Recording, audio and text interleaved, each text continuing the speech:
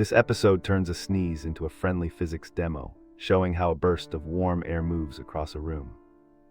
Airborne droplets ride that jet, shaped by speed and obstacles, underscoring why distance and masks matter. The lesson borrows fluid dynamics basics, laminar versus turbulent flow, and compares it to steam curling from a kettle.